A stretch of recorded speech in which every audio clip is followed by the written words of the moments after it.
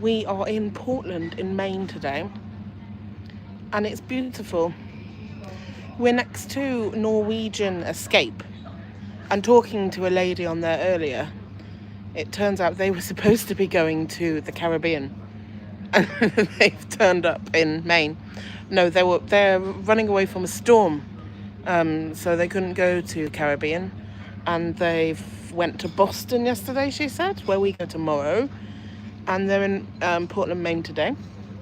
And then she said they're going to Bermuda for a few days. So, yeah, exciting cruise for them. I mean, they're still getting sunshine, just not in the Caribbean. Oh, that man behind is half naked, sorry. Oh, well. Yeah, so Portland, Maine, lovely place. I've been to Maine before, but only to Rockport and Camden. So Portland is significantly bigger than those two places. Rockport was literally tiny. I think it had a lighthouse museum potentially, and then everyone got on coaches to go on trips. I mean, Camden was beautiful, like a little sort of town. It rained a lot, I remember. It rained a lot and it was very foggy, but today it's been beautiful, summer sunshine. So I'd already booked a fire engine tour of the city.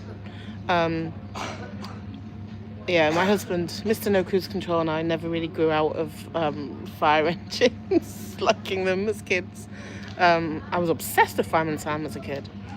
And then, so that tour was brilliant. I found it on Get Your Guide. I think I'd advise you to book directly with them. I don't know what my hair's doing, it's standing up on end. Advise you to book directly with them. Or if you wander off the ship, you will see it. So if you come out of the ship and you turn left and keep walking for about half a mile or so, you'll find it there. It's all flat and actually dotted around are little posters about them, posters about all the different tours on, to be honest. But the fire engine tour is great fun. It's an old fire engine, and if you know about Portland, Maine, it's had a few fires in its history. And the fire engine was beautiful, so it's like converted to sit on the back, so it didn't cost much. I think it was like £20 each or £25 each or something. I mean that's a lot, but not, I thought it'd be more. It's for a 50-minute tour around the town. We had a really good driver, so he drove, he introduced himself at the beginning and then went into like the cab and drove, and then we were like on the trailer at the back. And we had a guide that explained the history to us. And she used to be a second grade teacher, she said. She used to drive around her second graders a few years ago in a bus telling them about the history. And now she does this, which, yeah, it was great. It was really good. It was really interesting. She was very knowledgeable and very engaging, easy to listen to. It was good fun.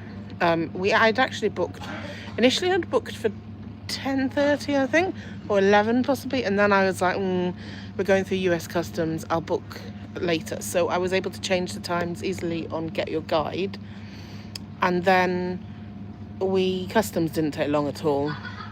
I think because most of the ship are American, to be honest, and also we'd already, well, I mean they wouldn't have known that we'd already been into America to come here, but anyway, it was easy, and obviously yeah, we got through that really easy. And then Norwegian Escape had already been in America. I think they started in America, to be honest. I think they started in New York, so they didn't need to do passport control. So it was just our ship. I think it was a bit slow just before us because the machine that the ship are using to scan us in had broken, but they soon sorted it out, and yeah, we were through. So we were actually walking past the fire engine thing at, I don't know, about 10, or just before 10, I think it was. Just before 10, and we looked at it and were taking photos of it, and the gentleman came over and was like, oh, would you like to book? Would you like to go on a tour? To which I said, well, we have actually already booked. Like, we're coming later in the day. I think it's 12 or 12:30. And it was 12, and then he said to me, oh, I've been ringing, I rang you and left you a message, and I have my eSIM on, don't have my normal SIM. And he said, I've changed you to 12:30, but would you like to go now? I have space now. And I think he must have realised from the accent, I guess, that I was British and that he had my details of British. And yeah, I don't know. But he didn't ask who I was. And I showed him the tickets and then it was all okay. And yeah, so we went early. So that was really good. Then we had lots of time to wander around. So we went for a wander after. The tour itself was great, about 50 minutes on the back of this fire engine. Really good. Good fun. Lots of information. And yeah, would really recommend it for adults or kids. I think it'd be good fun for kids as well. And because it's short, like if they get bored or whatever with the information, I don't think it would matter for 50 minutes, hopefully. An older kid, maybe. We big kids really enjoyed it. And then, what did we do after that? So then we got off and then we went for a walk further along the I say dockside, it wasn't really dockside because the wharfs here all seem to be private. Like in Halifax, you could walk along. Here, you're not so able to walk along on if you're walking out the left side of the ship. The other side is better, but we'll get to that in a minute. So yeah, left side. So we went pottering around lots of places. If you like lobster roll, lots of places to have lobster, and they all claim they're the best. We did then go for some nachos in a pub, and yeah, luckily we always share anyway, but we ordered some to share, and they were huge, so I'm glad we did.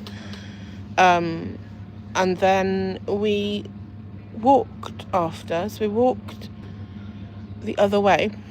So if you come out of your ship in Portland and you turn right, you go towards a really nice sort of harbour coastside walk. It's for bikes and people. There's lots of nice sort of parks along the way that you can sit.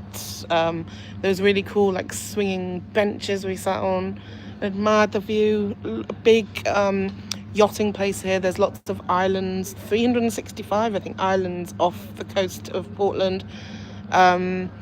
And it was lovely just sitting and really admiring them. We walked, so there's a heritage train, so like a narrow gauge train here. And if you come out of the cruise terminal and turn, well, you'll see it straight ahead of you, really. I booked tickets for it last night because I discovered it a few days ago. And you can book though on the day. Like, don't feel you have to book in advance. You can book in, there's like a little museum and shop that you can book in. Now I did book as first class just because it wasn't much more expensive and we're on holiday and wanted to treat ourselves.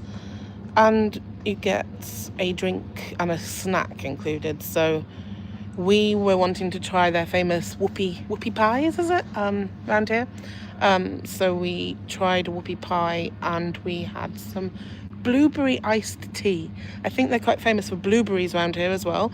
Our guide was telling us about a blueberry factory that her and her friends all wanted to work at when she was a kid, and you could tell who'd worked the summer there because their hands were all blue. Then yeah, so we were going on the train. I booked the train for 3:00.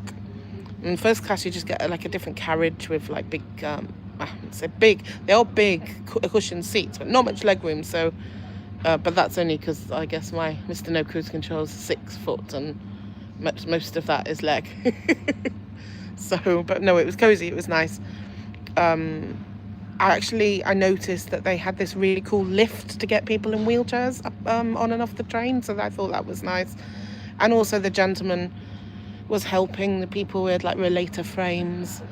I noticed the guy, bless him, we know him from the ship now, he was struggling to get off, so I went to help him, and he was so sweet. He's funny, actually. He's really funny. He came over to us the other day and he was like, "Are you French? You've got lovely French accents." And I was like, close, Welsh. French Celts? Dave, French Celts? I don't know. But I was like, close. I'm Welsh, not too far. And he laughed, and I was like, he's English, pointing to Dave. And then he giggled and he went, "I like to say to English-sounding people, I like to ask them if they're French." Oh, it was so funny. But yeah, so I saw him I thought he was struggling. I don't think he was, to be honest. But anyway, I went and offered help to get his like frame off the train, and he didn't really need my help. It was clearly not his first rodeo. It was very sweet. So which his wife thanked me for helping him, and I was like, I didn't. I offered, but he doesn't need me. But he was very sweet, and he's a really funny guy. We sit near him often for dinner, just by chance. It's not, we don't sit in the same place. And he always waves. He's very, very sweet. He's deaf as well. He was at one of the bars the other day, and he didn't have his hearing aids in, and he's just so funny, bless him.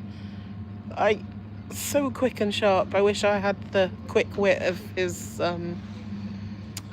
sense of humour. Witty but not quick. Anyway, back to Portland. I digress. So the train, yeah, it was lovely. So we went along. So it goes along the sort of prom path to a point and then comes back. So it's quite a short ride. I think it's about 45 minutes in total, the ride. The train goes all the way and then it stops and you can get out and take photos and then it comes back. And the non-first class carriages looked really nice. They had cool benches, and they had them like so that everyone could see out the window at the sea. So they had like benches on one side and then benches like horizontally across the carriage in one place and then like vertically along the other way. And actually, a day like this, it would have been beautiful in that carriage because it was like no windows, open air. Ours had windows. It was really good, really good. And then at the other end, the train workers were saying you can come and ask us questions about it. It's run as like a charity. I think I did do a donation when I bought the tickets. And yeah, it was lovely, and the little shop was lovely. If you've got kids, grandchildren, anything that you want to buy, like buy souvenirs for, it's probably a really cute place to buy souvenirs. There were hoodies, t-shirts, flasks, books, all sorts of stuff. Really nice place, a really good idea to spend sort of an hour or so west in Portland. And also the path alongside the rail track is really nice to walk along, and you can walk. It's your brother's birthday. Can you shout out, please? Of course. Happy birthday. What else was I? Portland. Yeah, the walk along the front is lovely, and you can, walk alongside the train, take photos of the train. And it was nice, really nice. And then we came back, and we've come back on the ship, and now we're sitting in the sun. We got dinner later, a show later, and sleep later. And then tomorrow we're in Boston. I'll try and do a live in Boston.